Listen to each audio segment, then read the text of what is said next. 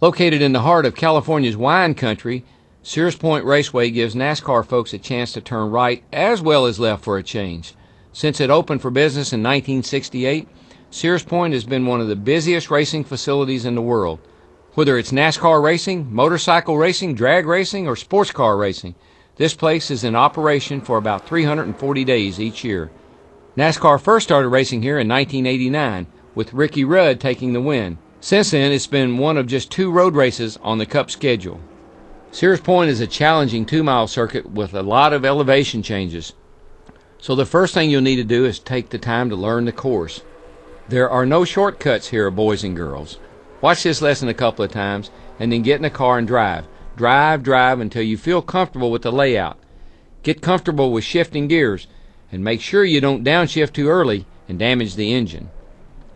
Unlike the oval tracks, where you'll want to put weight on the left side of the car to help it turn, at Sears Point you'll want to set up with a little bit of right side bias, since most of the turns here are right-handers, including the 2 most important corners on the track, turns 7 and 11.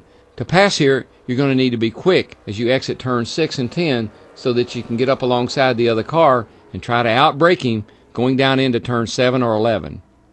When you're making pit stops, remember that track position is critical at Sears Point, because it takes over a minute to complete a lap and because it's difficult to pass. A lot of cars tend to finish on the lead lap here. Because of that, you may want to gamble on pit strategy by taking just 2 tires instead of 4 in order to pick up a few spots on pit road. Okay, it's time to get in the car so you can see what the heck I'm talking about out here.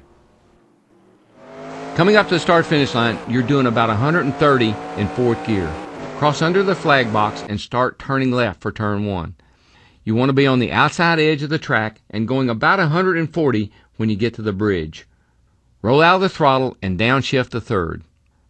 Let the car set and bring it back to the left. Give it a little gas to keep up your momentum. You're doing about 85 at this point. Halfway down the curbing on the left, start getting on the brake and downshifting to 2nd gear for turn 1A. Get down to 55 or 60 and turn the car to the inside of the corner. At the apex, roll the throttle back on, but watch out for wheel spin. Drift the car out to the curbing on the left and get back to full throttle as soon as you can. Shift the 3rd as you get to turn 2, a left-hander. Bring the car back to the right. As you see the runoff area on the right, get back on the brakes. You may bottom out here, so be careful. You're doing 65 as you enter turn 2. Keep it to the left on exit because you want to be set for the right-hander, turn 3.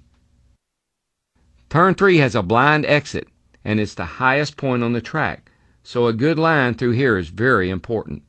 Get the car right up to the inside curb and be gentle with the gas here because it's easy to lose the back end. Coming out of turn 3, you'll drift the car left at full throttle. You're still in 3rd gear as you head for the entrance to the chute. You're going downhill, so you need to brake a little earlier than you may think. Use the banking here and get on the throttle hard for the straight section, and then it's a heavy braking zone at the exit. Now watch out, it's bumpy, and it's real easy to lock them up here. You'll need to downshift to 2nd for this slow right-hander. Try to keep the car to the right as you get on the throttle at the exit, so you can get a good entry into the S's. Work up to 3rd gear. You want to try to take the first set of S's in a straight line, so as you see the first left-hander, turn the car in and let it go over the inside curbing.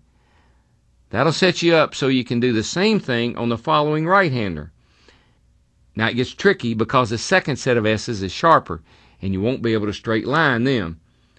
Get out of the throttle and let the car roll through the next left. At the apex, look for the right-hander coming up and point the car's nose right at it. Give it a little bit of throttle just before you get there. Now watch out as you exit because the track drops away and it's easy to get a wheel off. Bring the car back left and get up to full throttle and 4th gear.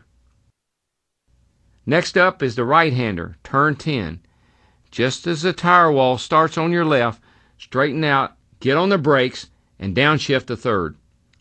Get off the brakes as you come under the bridge and let the car set.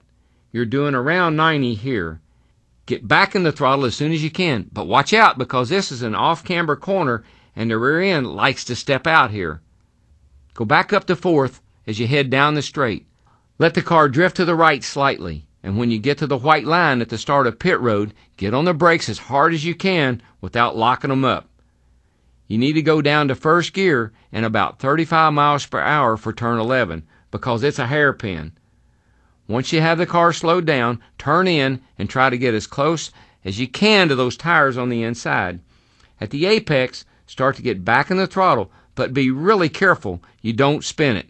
Bring the car out to the pit wall and up through the gears. Stay at full throttle and let the car drift to the right through the little left kink before the start-finish line.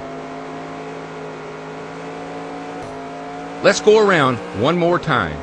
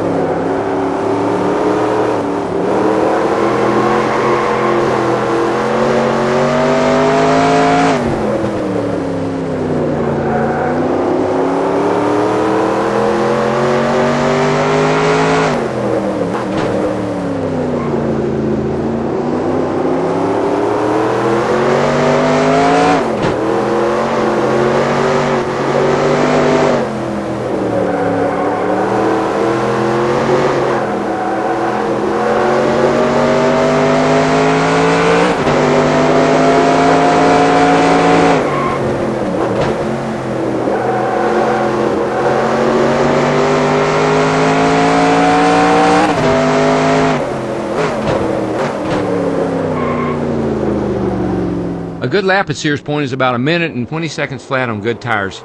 You can see that there's a whole bunch of places where you can get in trouble here, so don't get too aggressive until you know this place like the back of your hand. Well, that's Sears Point Raceway. An awful lot of people think it's the most challenging track on the schedule, and I'm going to be right up front with you. The first few times you try to get around this place, you may get frustrated. There are blind corners, hairpin turns, and enough elevation changes to make you feel seasick. The biggest key is to battle through that frustration and keep practicing. Now, it'll take a while, but once you get past that first big hurdle and you start concentrating on racing instead of just trying to keep the car on the track, you'll find that this place can be an awful lot of fun.